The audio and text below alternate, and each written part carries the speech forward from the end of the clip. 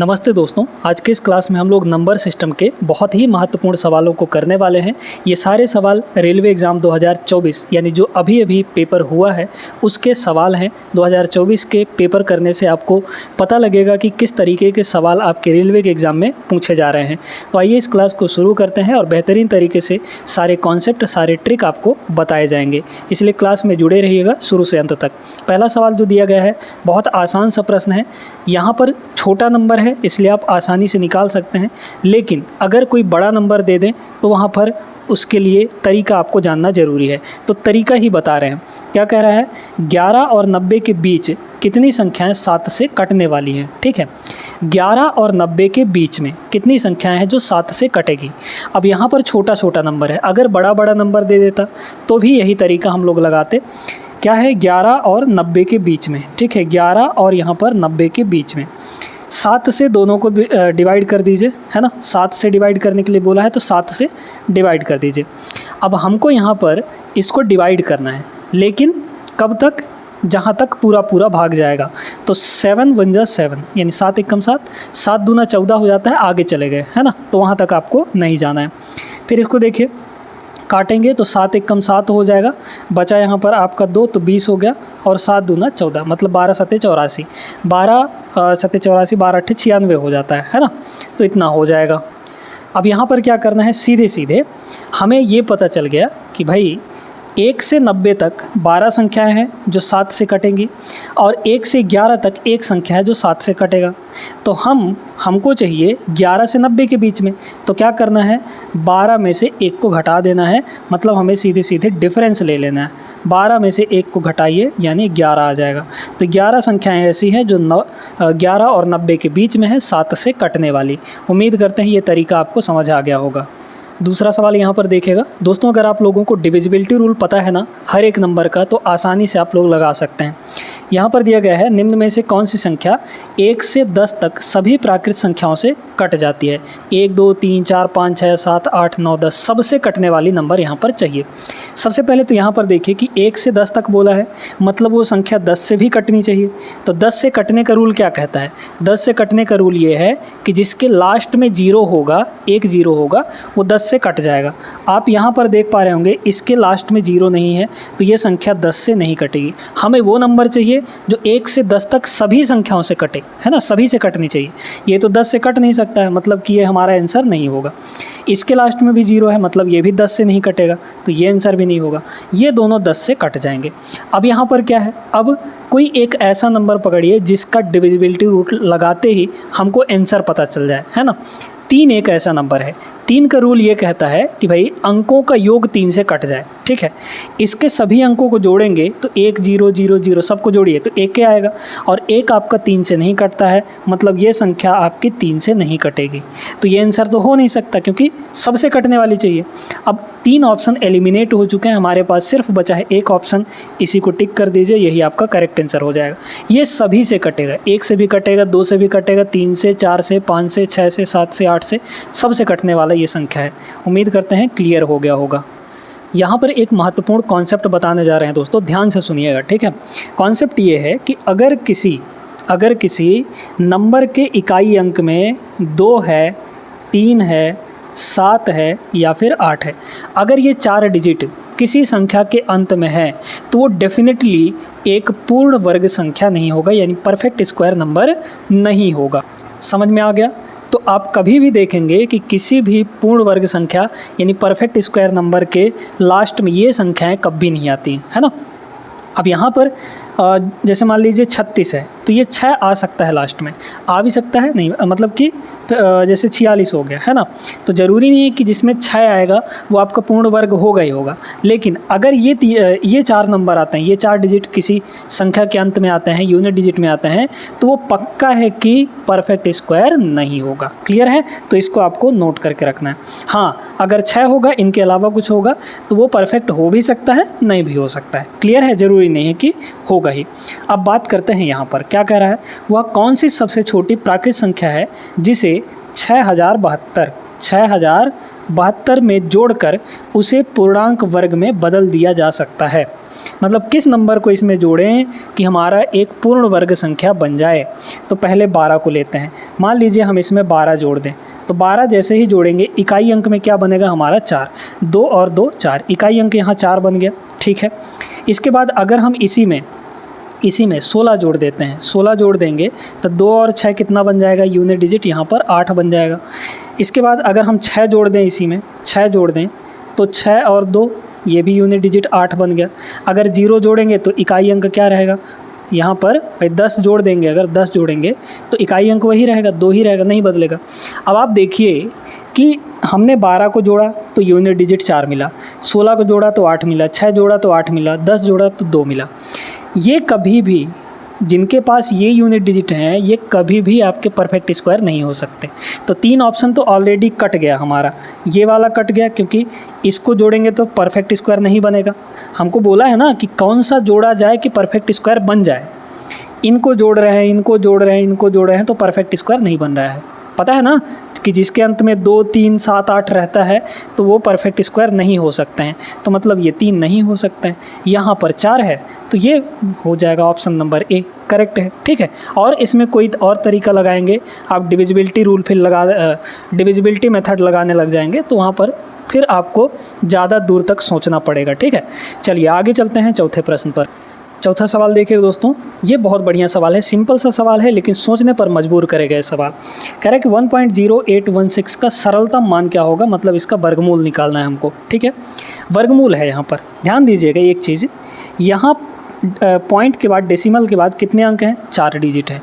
तो जब इसका वर्गमूल निकलेगा तो इसमें पॉइंट के बाद आधे ही डिजिट रह जाएंगे। जैसे अभी पॉइंट के बाद 4 अंक हैं तो इसके वर्गमूल में पॉइंट के बाद सिर्फ 2 अंक होंगे। तो इसमें तो पॉइंट के बाद 3 अंक हैं, मतलब ये आंसर नहीं होगा। इसमें पॉइंट के बाद 3 अंक हैं तो ये आंसर नहीं होगा। इन दोनों में से कोई एक होगा। अब इन दोनों में से कौन सा होगा ये देखिएगा, इसमें अप्रॉक्सीमेशन लगाइए। ये आपका 13 है। ठीक है, 13 का जब हम स्क्वायर करते हैं तो 169 आता है, मतलब 1.69 के आसपास आएगा। यहाँ पर 1.08 है, मतलब ये आंसर नहीं हो सकता। इससे तो ज़्यादा ही आएगा, 1.69 से ज़्यादा ही आएगा जब इसका स्क्वायर करेंगे, है ना। लेकिन यहाँ पर 1.08 ही है तो ये वाला आंसर नहीं हो सकता। बचा एक ही है, ये आपका हो जाएगा। वैसे भी अगर हम करें इसमें तो कितना है 1.04, मतलब 104 है। 104 का अगर स्क्वायर करते हैं तो क्या है, 100 से 4 ज़्यादा है तो यहाँ पर 4 का स्क्वायर हो जाएगा 16, और 100 से 4 ज़्यादा है ना तो इसमें भी 4 ज़्यादा कर दीजिए, यानी कि 104 में 4 जोड़ेंगे तो 108 आ जाएगा। आ रहा है ये वाला कि नहीं, देखिए यहाँ पॉइंट लगा था तो इसमें पॉइंट के बाद 4 डिजिट होंगे, मतलब 1.0816 1.04 वर्गमूल आ जाएगा। क्लियर है सभी को, आगे चलिए। 5वां सवाल ये देखिएगा, रिमाइंडर थ्योरम का सवाल है। क्या करना है इसमें, 171 गुणे 173 के गुणनफल को 17 से भाग देने पर शेषफल क्या बचेगा। 171 है और मल्टीप्लाई 173 है। इसको कह रहा है 17 से अगर भाग दे दें तो हमारे पास रिमाइंडर कितना बचेगा। अब इसमें आपको मल्टीप्लाई नहीं करना है कि इन दोनों को मल्टीप्लाई करके फिर 17 से डिवाइड करें, ऐसे बिल्कुल भी नहीं करना है। ठीक है, आप अलग अलग रिमाइंडर निकालिए। देखिए 17 दहाई के 170, अगर 171 को 17 से डिवाइड करेंगे तो 17 दहाम 170 हो जाएगा, 1 बच जाएगा यहाँ पर कितना रिमाइंडर बचा, 1 बचा। फिर 173 को 17 से डिवाइड करिए तो कितना हो जाएगा, 17 दहाई के 170, बचा यहाँ पर रिमाइंडर 3। ठीक है, 170 प्लस 3 तो 3 रिमाइंडर बच गया। बीच में मल्टीप्लाई है, जो साइन लगा होगा वही साइन लगाएंगे तो कितना हो गया, ऊपर यहाँ पर 3 एक कम 3 और नीचे आपका 17 भी रहने दीजिए। अब ध्यान से देखिए, ये जो 3 है 17 से छोटा है ना, डिनोमिनेटर से छोटा है, मतलब जब इसको डिवाइड करेंगे तो यही रिमाइंडर बनेगा आपका। जब छोटा रहता है तो क्या होता है, वही रिमाइंडर बन जाता है। तो रिमाइंडर यहाँ पर 3 आ गया, ऑप्शन नंबर बी इसका करेक्ट आंसर हो जाएगा। अगला सवाल यहाँ पर देखिए, किस न्यूनतम अंक को k की जगह होना चाहिए ताकि 7 अंक की संख्या को 11 से विभाजित किया जा सके। हमारे पास जो नंबर है वो दिया है 8, 6, 3, 2, 5, k और 6। ये हमारे पास 7 डिजिट का एक नंबर है। इसको कह रहा है ये 11 से कटेगा। 11 का डिविजिबिलिटी रूल क्या होता है, डिविजिबिलिटी रूल वाले सारे वीडियोस आपको मिल जाएंगे इसी प्लेलिस्ट में, आप जाके देख लीजिएगा, है ना। देखिए 11 का रूल ये कहता है कि भाई अल्टरनेट अंकों को जोड़िए पहले। अल्टरनेट कहाँ कहाँ है, देखिए अल्टरनेट मतलब एक एक छोड़कर, 8 3 11, 11 और 5 हो गया 16, 16 और हो जाएगा 6 22, तो यहाँ हो गया 22 आपका। फिर और अल्टरनेट कहाँ है, 6 और 2 8, 8 प्लस यहाँ पर k हो जाएगा, तो 8 प्लस k हो गया। अब इन दोनों का जो डिफरेंस है जोड़ने के बाद अल्टरनेट को जोड़ के फिर डिफरेंस लेंगे। इन दोनों का डिफरेंस जो है वो या तो 0 आना चाहिए या फिर 11 से कटने वाला कोई नंबर, जैसे 11 हो गया, 22 हो गया, 33 हो गया, है ना। मान लीजिए कि हमको यहाँ पर 0 लाना होता, ठीक है, थोड़ी देर के लिए मान लीजिए 0 लाना होता, तो 0 लाने के लिए क्या करना पड़ेगा, इसको भी 22 होना पड़ेगा, तब ना 22 माइनस 22 0 होगा। और इसको 22 बनाने के लिए इसमें हम क्या जोड़ें कि 22 बन जाए, बताइए 8 में क्या जोड़े कि 22 बन जाए यहाँ पर, तो 14। और k की वैल्यू 14 हो नहीं सकती, क्यों, क्योंकि वो 2 डिजिट पहुँच गया। k जो है सिंगल डिजिट होगा, मतलब k एक अंक का होगा, है ना। तो यहाँ पर तो ये 0 नहीं आ सकता, मतलब 0 के लिए कंडीशन नहीं लागू हो रहा है। 11 हो सकता है, क्योंकि भाई ये 11 से कट रहा है, इसका मतलब इन दोनों का डिफरेंस 11 से कटने वाले कोई नंबर भी आ सकता है, तो मान लीजिए यहाँ 11 होता। अब यहाँ पर 11 लाने के लिए ये 22 है, 22 में से क्या घटाएंगे कि 11 आएगा, 11 ही घटाएंगे, तो यहाँ पर इसकी वैल्यू टोटल 11 होनी चाहिए, तब ना 22 माइनस 11 11 आएगा। अब इसको टोटल 11 होने के लिए यहाँ k की वैल्यू क्या होगी बताइए, तो 3 नहीं हो जाएगा, 8 प्लस 3 11, और 22 माइनस 11 11 आ जाएगा। तो k की वैल्यू यहाँ पर कितनी हो गई, 3 के बराबर। अगर 3 यहाँ पर आ जाता है तो हमारा जो नंबर है वो 11 से डिविजिबल होगा, कट जाएगा। समझ में आ गया होगा, आगे चलिए। अब इस सवाल में है 9 का रूल, ठीक है, 9 का डिविजिबिलिटी रूल क्या कह रहा है इसमें, ये हमारे पास एक संख्या है 9 से पूरी तरह विभाजित, तो k की जगह पर क्या होगा। देखिए दोस्तों, 4 5 फिर इसके बाद 1, है ना, 4 5 फिर इसके बाद 1 k 6 0 3, ये है, इसको कह रहा है 9 से ये कट जाएगा। 9 का रूल ये कहता है कि अंकों का योग 9 से कट जाए, ठीक है, अंकों का योग 9 से कट जाना चाहिए। 3 का भी यही रूल है, 3 का भी रूल और 9 का रूल सेम है कि अगर अंकों का योग 3 से कट जाता है तो वो पूरी संख्या 3 से कटेगी। 9 का रूल ये है कि अंकों का योग 9 से कट जाए तो वो पूरी संख्या 9 से कट जाएगी, यानी डिविजिबल है, ठीक है। अब इसमें आपको देखना है, एक तो तरीका है सबको जोड़ लीजिए, ठीक है, फिर उसको 9 से देखिए कट रहा है कि नहीं, और k की वैल्यू क्या रखने पे 9 से कटेगा, तो पहला तरीका ये है। दूसरा तरीका क्या है इसमें कि भाई जितने अंक मिलाकर 9 हो जाते हैं वो तो कट ही जाएंगे, जैसे 6 और 3 मिलकर 9 हो गए तो इनको क्यों लेना है, तो ये कट ही गए 9 से, है ना। यहाँ 4 और 5 मिलाकर 9 हो रहा है तो ये तो कट ही गया 9 से, तो इनको क्यों जोड़ना है। 1 प्लस k बचा हुआ है, तो यहाँ पर हो जाएगा 1 प्लस k। अब इसको 9 से डिवाइड करना है हमें, इस पूरी संख्या को 9 से डिवाइड करना है, तो बताइए ऊपर क्या होना चाहिए। अगर ऊपर 9 हो जाता है, भाई इसको पूरे को 9 से डिवाइड करना है, ऊपर अगर 9 हो जाता तो 9 से कट जाता, और 9 होने के लिए k की वैल्यू कितनी होनी पड़ेगी, 8 होनी पड़ेगी, तब ना 1 प्लस 8 9 होगा, तो k की वैल्यू यहाँ पर क्या होगी, 8 हो जाएगी, ऑप्शन नंबर ए होगा। आगे चलिए, अब देखिएगा इस सवाल को, ये भी आसान सा सवाल है। अब इसमें भी वही करना है, आपको डिविजिबिलिटी रूल लगाना है और उसी से ये सवाल बन जाएगा। कह रहा है सबसे छोटी प्राकृतिक संख्या जो 24 6 36 और 13 सबसे कट जाए, ठीक है, सबसे कटने वाली नंबर हमको चाहिए। बताइए दोस्तों, यहाँ पर लगाएंगे हम लोग, सबसे पहले 36 को देखेंगे, ठीक है, 36। अब 36 से कौन कटेगा, जो संख्या 9 से भी कटेगी और 4 से भी कटेगी, क्योंकि 9 चौके 36। आपको यहाँ पर अगर डिविजिबिलिटी रूल देखना है किसी बड़े नंबर का, तो उस नंबर को 2 ऐसे नंबर में तोड़िए जहाँ पे कुछ भी कॉमन नहीं हो। भाई 9 और 4 में क्या कॉमन है, अगर हम 36 को चाहें तो 12 3 36 भी लिख सकते हैं, लेकिन 12 और 3 में 3 कॉमन होता है, हमको वो नंबर नहीं चाहिए, है ना। तो 9 और 4 में तोड़ दिए। अब जो संख्या 4 से भी कटेगी 9 से भी कटेगी वही आपकी 36 से कटेगी, जो संख्या 4 से भी कटेगी 9 से भी कटेगी वही संख्या आपकी 36 से कटेगी। 4 से का रूल क्या है, लास्ट का कटना चाहिए, तो ये तो नहीं कटेगा क्योंकि लास्ट में यहाँ पर क्या है आपका, लास्ट में यहाँ पर ऑड नंबर है, ऑड डिजिट है, तो ऑड डिजिट जो है 4 से तो नहीं डिवाइड होने वाला। यहाँ भी ऑड डिजिट है तो ये भी आंसर नहीं होगा आपका, इन दोनों में से कोई एक होगा। अब इसमें देखते हैं कि 9 का रूल लगाते हैं। 9 का रूल क्या कहता है, भाई ये भी 4 से कट जाएगा, लास्ट का 2 अंक, यहाँ भी 4 से कट जाएगा, तो 4 से तो कट ही रहा है। 9 का देख लीजिए, 9 ये है और 3 और 6 9, सब कट गया 9 से, तो ये भी 9 से कट रहा है। 1 और 8 9, ये भी 9 से कट रहा है, मतलब ये भी संख्या और ये भी संख्या दोनों 36 से कट रही। तो इससे तो हमारा नहीं पता चला। अब हम लोग यहाँ पे देखते हैं कि भाई यहाँ पर 13 का रूल लगा लें, 13 डिसाइड कर देगा यही आपका। देखिए हमारे पास 936 है, 936 है। 13 से डिवाइड करिए भला, 13 सत्ते 91 है ना, कितना बचा, ठीक है 13 सत्ते 91, 2 बचेगा तो 26 हो जाएगा, 13 दूना 26, मतलब ये आपका 13 से कट रहा है, तो ये आंसर हो सकता है। इसको चेक करिए, 1008 है ना, इसको 13 से चेक करिए, तो 13 सत्ते 91 है ना, 13 सत्ते यहाँ पर हो जाएगा 91, बचा 9 तो 98 हो गया, 13 अट्ठे तो 104 हो जाता है, मतलब ये 13 से नहीं कट रहा है, तो ये आंसर नहीं होगा आपका। सबसे कटने वाला नंबर चाहिए, तो यही आपका बचा है एक जो ऑप्शन, वही आंसर होगा। इस मेथड को दोस्तों हम लोग ऑप्शन एलिमिनेशन मेथड बोलते हैं, यानी कि ऑप्शंस को एलिमिनेट करते जाते हैं, जो लास्ट में बचता है हमारे रिक्वायरमेंट के हिसाब से वही आंसर होता है। आइए इस सवाल को देखिए, ये भी आपका डिविजिबिलिटी रूल पर ही है। ये बड़ी सी नंबर दी गई है, इसमें कह रहा है किससे विभाज्य होगा। मान लीजिए कि आपको डिविजिबिलिटी रूल नहीं पता है, तो आप क्या करते, सभी नंबर से इसको डिवाइड करते, क्या पूरे नंबर को करते ना, अगर डिविजिबिलिटी रूल नहीं पता होता तो। लेकिन हमें तो डिविजिबिलिटी रूल पता है हर एक का। पहले देखते हैं हम लोग 5 का, ठीक है, 5 छोटा नंबर है, अच्छा नंबर है। 5 से वही संख्या कटता है जिसके लास्ट में या तो 0 होता है या 5 होता है। इसके लास्ट में 0 या 5 कुछ भी नहीं है, मतलब ये संख्या 5 से नहीं कटेगी, तो ऑप्शन डी को एलिमिनेट करिए, ये आंसर नहीं होगा। फिर इसके बाद करते हैं यहाँ पर 4 का रूल क्या कहता है, लास्ट का 2 अंक 4 से कटने वाला हो।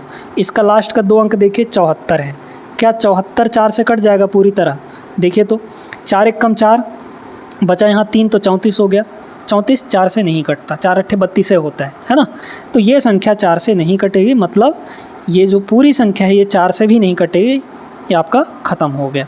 इसके बाद देखते हैं यहाँ पर 8 का रूल। 8 का रूल क्या कहता है कि लास्ट का 3 डिजिट, 4 का रूल है कि लास्ट का 2 अंक, 8 का रूल है कि लास्ट का 3 अंक, है ना, तो लास्ट के 3 अंक में क्या है 174, इसको 8 से डिवाइड करिए, 8 दूना 16, बचा 1 तो 14 हो जाएगा, 14 8 से नहीं कटता, मतलब ये संख्या 8 से नहीं कटेगी, तो ये संख्या पूरी 8 से नहीं कटने वाली है। ऑप्शन नंबर ए भी ख़त्म हो गया, बचा 21 है, ऑप्शन नंबर बी इसका करेक्ट हो जाएगा। क्लियर है सभी को, उम्मीद करते हैं समझ आ गया होगा। चलिए अगले प्रश्न पर। चलिए अगला सवाल देखिए दोस्तों, बड़ा ज़बरदस्त सवाल है, इसमें कॉन्सेप्ट आपको सीखना है, तब जाके इस सवाल को लगा पाएंगे। बहुत बढ़िया तरीका बता रहे हैं। किसी संख्या को, मान लीजिए कि हमारे पास एक संख्या है n, ठीक है, को एक भाजक से विभाजित करने पर शेषफल 42 बचा, है ना। कोई एक भाजक है a मान लीजिए, इससे जब हम डिवाइड किए तो रिमाइंडर हमारे पास कितना बचा, रिमाइंडर यहाँ पर 42 बच गया। क्लियर है। फिर कह रहा है मूल संख्या के 3 गुनी संख्या को उसी भाजक से विभाजित करने पर शेषफल 74 बचा, है ना। शेषफल कितना बचा, 74 बचा। तो मान लीजिए कि ये संख्या अभी कितनी है, 3 है, n है, तो अब की बार कितना हो जाएगा, 3n हो जाएगा, और फिर से उसी से विभाजित किया गया, तो अब की बार जो रिमाइंडर बचा है वो कितना बचा है, 74 बचा है। ध्यान दीजिएगा यहाँ पर कितना बचा है, 74 बचा है, ठीक है। इस 74 को अभी अपने पास रखिए। अब यहाँ पे कॉन्सेप्ट शुरू होता है। ध्यान रखिएगा दोस्तों कि अगर आपके भाजक सेम हैं, जो डिवाइड कर रहे हैं वो डिवाइजर यहाँ पर सेम है, तो अगर संख्या 3 गुना हो रहा है तो आपका रिमाइंडर भी 3 गुना हो जाएगा। यानी जो चीज़ संख्या के साथ हो रहा है वही चीज़ रिमाइंडर के साथ भी हो जाएगा। संख्या यहाँ पर n से 3n हो रहा है, मतलब 3 गुना हो रहा है, तो हमारा ये जो रिमाइंडर है पुराना वाला ये भी उतने ही गुना हो जाएगा। मतलब अभी कितना है यहाँ पर 42, तो अब 3 इंटू 42 हो जाएगा, यानी रिमाइंडर हमारा, इसका रिमाइंडर कितना आ जाएगा यहाँ पर, इसका जो रिमाइंडर है वो 42 गुणा 3 आ जाएगा। 42 गुणा 3 करेंगे तो 3 दूना 6 और 4 3 12, 126 आएगा, ठीक है। लेकिन ये तो कह रहा है 74 आ रहा है, बात यहाँ पर फंस रही है। तो क्या करना है अब आपको, अब ये जो 126 है, ये जो 126 है, हमको रिमाइंडर कितना लाना है, यहाँ पर 74 लाना है, ठीक है। हमको यहाँ पर रिमाइंडर 74 लाना है। तो अब इस 126 को किससे डिवाइड करने, वही a है हमारा, वही a है ना। फिर से इसको डिवाइड करेंगे a से, तो a से ही डिवाइड करने पर ये हमारा नया रिमाइंडर मिलकर आ जाए 74। बताइए a की वैल्यू क्या होनी चाहिए, सीधे सीधे, है ना भाई। इसमें से इसको घटा लीजिए आप, है ना, इसमें से इसको घटा लीजिए आप, तो कितना हो जाएगा, देख लीजिए कितना आ जाएगा। तो यहाँ पर इसमें से इसको घटा देंगे तो 6 में से 4 गया, ये हो जाएगा 2, और 12 में से 7 गया, ये हो जाएगा 5, मतलब 52 आ जाएगा। ऑप्शन नंबर डी होगा, ठीक है। वैसे यहाँ पर अगर आप लोग देखेंगे तो रिमाइंडर 74 नहीं बचना चाहिए, है ना। क्यों, क्योंकि डिवाइजर आपका छोटा है, डिवाइजर जो है, रिमाइंडर जो है कभी भी डिवाइजर से बड़ा नहीं होता। डिवाइजर आपका 52 आ गया, जबकि रिमाइंडर यहाँ पर बोल रहा है 74, तो ऐसा नहीं होता है ना। फिर भी यहाँ पर जो आंसर है वो ऑप्शन नंबर डी हो जाएगा। तो भाई देखिए ना, 52 एक कम 52, बचा कितना 74 यहाँ पर। ठीक है, एक ही बार पहाड़ा पढ़ा है, लेकिन पढ़ना चाहिए 2 बार यहाँ पर। देखिए सवाल को, इस टाइप का एक सवाल तो हम आपको करवा भी चुके हैं, है ना। सीधे सीधे वही काम करना है। यहाँ पर सब मल्टीप्लाई में है, इसको 24 से विभाजित करने पर शेषफल कितना बचेगा। तो सीधे कुछ मत करिए, यहाँ पर 24 से हर एक को डिवाइड करिए। देखिए 24 को 49 को अगर 24 से डिवाइड करेंगे तो रिमाइंडर कितना आएगा, 24 दूना 48। यहाँ पर रिमाइंडर बच जाएगा 1, ध्यान देते रहिएगा। फिर मल्टीप्लाई, 24 दूना 48, बचेगा यहाँ पर 3, 51 है तो 3 बचा। फिर मल्टीप्लाई, 24 दूना 48, बचा कितना यहाँ पर 48, 6 बचा। ठीक है, तो यहाँ पर हो गया 6। फिर उसके बाद 24 एक कम 24, बचेगा कितना 13, है ना भाई 37 है। 37 माइनस 24 करेंगे तो 13 आ जाएगा, ये हो गया 13। मल्टीप्लाई, यहाँ देखिए 24 पंचे 120 होता है, 24 पंचे 120 हो गया, बचा यहाँ पर 3, तो मतलब ये आ गया हमारा। फिर से इसको हम लोग 24 से डिवाइड कर देंगे। ठीक है, 24 से यहाँ पर डिवाइड कर देंगे। करिए यहाँ पर मल्टीप्लाई करिए पहले, तो एक एक करके हम लोग मल्टीप्लाई कर लेते हैं यहाँ पर, है ना। देखिए 13 तियाँ 39, ये हो गया आपका। ठीक है, और ये आपका हो जाएगा 18, है ना, ये आपका हो जाएगा 18, और ये हो गया यहाँ पर 39। इसको 24 से काटिए भला, कितना आएगा बताइए। तो इसको अगर 24 से काटेंगे तो ये तो आपका कट जाएगा। ठीक है, इसको 24 से काटिए, 24 एक कम 24, बचा कितना 15, है ना, 15 बचा। तो 15 गुणे 18, 15 गुणे 18 को हम लोग 24 से डिवाइड करेंगे तो कितना रिमाइंडर आएगा यहाँ पर बताइए। तो 15 गुणे 18, 15 8 120, है ना, और 15 दहाई 150, 150 और 120, 15 12 27, 270 हो जाएगा। तो यहाँ हो गया आपका 270। 270 को हम लोग डिवाइड कर देंगे 24 से, है ना भाई। 15 18 गुणा करेंगे तो 270 आएगा। गुणा करिए इसको तो कितना होगा, सॉरी डिवाइड करिए 270 24 से, ये हो जाएगा 24 एक कम 24 यहाँ पर। फिर बचा आपका यहाँ पर कितना 3 बचेगा, फिर 24 एक कम 24, तो बचा आपका कितना यहाँ पर 6। यानी ओवरऑल हमारा रिमाइंडर जो है वो 6 के बराबर आएगा। Option number D is the correct answer. आगे चलते हैं, बढ़ते हैं अगले प्रश्न पर। ये मज़ेदार सवाल है, ध्यान से सुनिएगा। एक नया कॉन्सेप्ट आपको सिखाते हैं। हालांकि ये कॉन्सेप्ट हम पिछले वीडियोज़ में बता चुके हैं, है ना। नंबर सिस्टम का जितने भी वीडियो हैं इस प्लेलिस्ट में, वो सारे देख लीजिएगा। देखिए यहाँ पर 99 का पावर 99 है, 99 पावर यहाँ पर 99 प्लस 99, और इसको हमें डिवाइड करना है 100 से और निकालना है यहाँ पर रिमाइंडर। रिमाइंडर 2 तरह की होती है दोस्तों, एक होता है पॉजिटिव रिमाइंडर, एक होता है नेगेटिव रिमाइंडर। ध्यान दीजिएगा, यहाँ पर अगर 99 को 100 से डिवाइड करेंगे, थोड़ी देर के लिए समझिए कि भाई 99 को 100 से डिवाइड किया जाए तो 99 तो छोटा है, मतलब वही रिमाइंडर आएगा। अगर छोटा रहता है डिवाइजर से तो वही रिमाइंडर आता है ना भाई। अगर हम कहें कि 3 को 7 से विभाजित करिए, नहीं कटेगा, तो रिमाइंडर कितना बचा, 3 ही ना बचा। तो यहाँ पर अगर देखा जाए तो 99 ही रिमाइंडर आएगा। लेकिन अगर हम 100 का टेबल पढ़ते पढ़ते एक बार चले जाएं, 100 बन जाए 100, है ना, एक बार चले गए, तो हम इससे कितना ज़्यादा चले गए हैं, एक ज़्यादा चले गए हैं भाई। अगर हम देखेगा, ध्यान से समझिएगा इस चीज़ को कि ये 100 है, 100 से डिवाइड करें 99 को। अगर एक बार जा नहीं रहा है वैसे, लेकिन एक बार टेबल पढ़ लिए मान लीजिए, तो ये 100 हो जाएगा। और 99 को 100 से अगर घटाएंगे तो माइनस का 1 आएगा। ये होता है नेगेटिव रिमाइंडर। तो यहाँ पर वही चीज़ लेना है आपको। 99 को जब 100 से डिवाइड करेंगे तो नेगेटिव रिमाइंडर बनेगा माइनस का 1, और इसका पावर है कितना, पावर, और ये मल्टीप्लाई प्लस वगैरह कुछ नहीं छोड़ना आपको। साइन जो लगा है, पावर जो लगा है, उसको लेते रहना है, बेस के साथ डिवाइड करना है। ठीक है, फिर प्लस।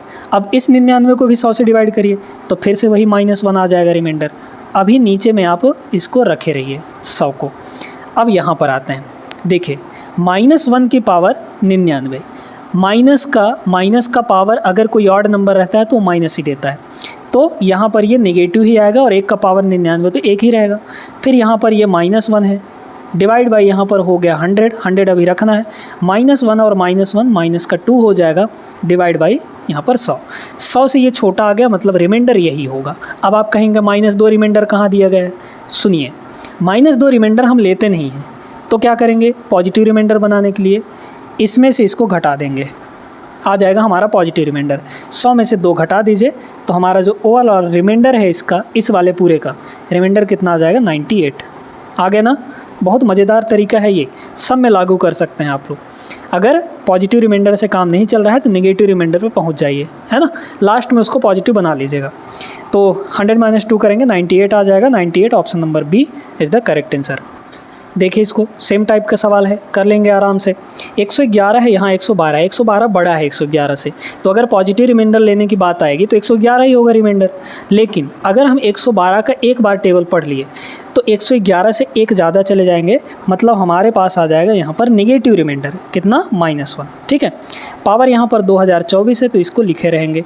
नीचे रहेगा हमारे पास अभी भी 112। माइनस का पावर इवन नंबर है, माइनस का पावर इवन नंबर हमारा पॉजिटिव बन जाता है। और 1 का पावर 2024 1 ही आएगा। 1 का कुछ भी पावर करिए वही रहता है, नहीं बदलता। तो पॉजिटिव को 1 आ गया। और नीचे कितना है हमारा 112 के बराबर। बस अब ऊपर +1 है, ऊपर हमारा नेगेटिव नहीं है, ऊपर प्लस में है, और एक नीचे 112 है। बताइए रिमाइंडर यही बन जाएगा, है ना। तो हमारे पास जो रिमाइंडर आ गया कितना आ गया 1, ऑप्शन नंबर डी हो जाएगा। क्योंकि 112 से ये छोटा है ना, तो यही रिमाइंडर बनेगा। अगला सवाल यहाँ पर देखिएगा। अब ये डिविजिबिलिटी रूल का सवाल है। इसमें क्या रहा है कि ये जो संख्या है 3 से पूर्णतः विभाज्य है। हमारे पास जो नंबर दिया गया है वो कितना है 934A6281। ये 3 से कट जाता है। 3 से कट जाता है तो बताइए यहाँ पर A कितना होगा। A निकाल लेंगे, उसके बाद हमको इसकी वैल्यू चाहिए। ठीक है, करिए। देखिए दोस्तों, यहाँ पर 3 का रूल क्या कहता है, अंकों का योग 3 से कटना चाहिए। तो जितने अंकों का योग 3 से कट जाता है उनको हटा दीजिए। 9 3 से कट जाएगा, 3 ये 3 से कट जाएगा। यहाँ देखिए 6 3 से कट जाता है, 2 और 1 मिलकर 3 से कट जाएगा, है ना। यहाँ पर 4 और 8 12 होता है, 12 3 से कट जाएगा। मतलब यहाँ पर A आ गया। अब सिर्फ A बचा है। A को 3 से कटना है, A को 3 से कटना है ना। तो सबसे छोटा धनात्मक पूर्णांक है, ठीक है, तथा सबसे छोटा धनात्मक, ठीक है। सबसे छोटा यहाँ पर A की वैल्यू लेना है। बताइए सबसे छोटा A का हम कौन सा वैल्यू रख दें कि 3 से कट जाए। तो A की वैल्यू अगर 3 होगी तो ये 3 से कट जाएगा। 3 × 1 = 3, ख़त्म कहानी। तो A की वैल्यू 3 है। अब 3 यहाँ पर रख लीजिए, है ना। तो 3 - 2 1 हो जाएगा, फिर मल्टीप्लाई। 3 - 1 2 आएगा, फिर मल्टीप्लाई। यहाँ A है मतलब 3 है, फिर मल्टीप्लाई। यहाँ पर कितना है आपका 3 1 4 हो जाएगा। यहाँ पर 3 2 5 हो जाएगा, है ना। फिर मल्टीप्लाई, यहाँ पर 3 और 3 6 हो जाएगा। फिर यहाँ पर 3 और 4 7 हो जाएगा। इन सब का मल्टीप्लाई करना है, कर लीजिए, क्या दिक्कत है। देखिए 6 7 42, ठीक है। फिर यहाँ पर 42 और 42 दूना 84, ठीक है। 42 दूना 84, 84 और 3 दूना 6, 84 × 6 कर लीजिए। 84 × यहाँ पर 6। भाई देखिए इसमें से 10 अलग कर दीजिए ना भाई, ये 4 5 20 है, 20 में से 10 अलग कर दीजिए, 2 इसको दे दीजिए, तो ये बेचारा 6 बन जाएगा। और इंटू यहाँ पर 10 हो गया, है ना। तो 6 चौके 24 का आ गया 4, और लास्ट में आएगा 0। तो 40 लास्ट में कहाँ आ रहा है, ऑप्शन नंबर बी में। ये आपका राइट आंसर हो जाएगा, ठीक है भाई। 6 चौके 24 आएगा यहाँ पर 4, और बाकी ये 10 मल्टीप्लाई होगा तो 0 आ जाएगा, मतलब लास्ट में 40 आएगा। 40 कहाँ है, ऑप्शन नंबर बी में। ये आपका करेक्ट आंसर है। चलिए समझ में आ गया होगा। देखते हैं यहाँ पे 15वां सवाल क्या दिया गया है। ये पूरी संख्या है 8 से विभाज्य है। x का मिनिमम वैल्यू क्या होगा, न्यूनतम मान, ठीक है। यहाँ पर कितना है हमारा 3x2। भाई 8 का रूल क्या कहता है, लास्ट का 3 अंक 8 से कट जाए, तो लास्ट के 3 अंकों को पकड़ लीजिए। ये 8 से कटना चाहिए, ये 8 से कटना चाहिए। अब बताइए x की मिनिमम वैल्यू हमको लेनी है। मिनिमम वैल्यू इस आपके ऑप्शन में कौन है, सबसे मिनिमम 3 है। यहाँ 3 रखिए, तो अगर यहाँ 3 रख देंगे तो क्या बन जाएगा 3 3 2 बन जाएगा। काटिए भला, 8 से नहीं कटेगा। 8 चौके 32 बचा, 1 12 हो जाएगा। ये ऑप्शन नहीं होगा। 7 रखिए, है ना, क्योंकि 3 से थोड़ा सा बड़ा 7 है हमारे पास। 7 रखिए, तो यहाँ 7 रखेंगे तो 372 हो जाएगा। 8 नहीं कटेगा। ये क्यों नहीं कटेगा देख लीजिए। 8 चौके 32, ठीक है। 8 चौके यहाँ पर 32 32 5 52 हो गया। 52 8 से नहीं कटता, ये आंसर नहीं होगा। 8 को रखिए, 8 को रखेंगे तो 382 हो जाएगा। काटिए भला 8 से। 8 चौके 32, ठीक है। बचा 6 62, नहीं कटेगा। बचा एक ही ऑप्शन है, ये आपका आंसर हो जाएगा। कैसे, देखिए 392 होगा, 392 होगा। यहाँ 9 रखेंगे, 392 डिवाइड करिए तो कितना होगा 8 चौके 32, बचा आपका 7, तो 72 हो जाएगा, 8 में 72 कट गया कि नहीं, तो मतलब ऑप्शन नंबर ए यहाँ पर करेक्ट आंसर है दोस्तों। तो आई होप कि आज की इस क्लास में जितने भी प्रश्न आपको करवाए गए हैं उनका बेसिक कॉन्सेप्ट आप सीख गए होंगे, उनको लगाने का तरीका भी सीख गए होंगे। अब ऐसे सवाल आपके एग्ज़ाम में आते हैं तो आप लोग बड़े आराम से बना लेंगे। और ये क्लास कैसी लगी आप लोग कमेंट करके ज़रूर बताइएगा। मिलते हैं हम लोग अगले क्लास में ऐसे बेहतरीन सवालों के साथ। और इस चैनल को दोस्तों ज़रूर सब्सक्राइब कर लीजिएगा। डेली के डेली हम आपके लिए वीडियोज़ लेकर आते हैं, महत्वपूर्ण कॉन्सेप्ट सिखाते हैं जो कि आपके रेलवे के एग्ज़ाम में इस अंत समय में, इस अंत घड़ी में ज़रूरी हैं, है ना। मिलते हैं अगले क्लास में, तब तक के लिए जय हिंद।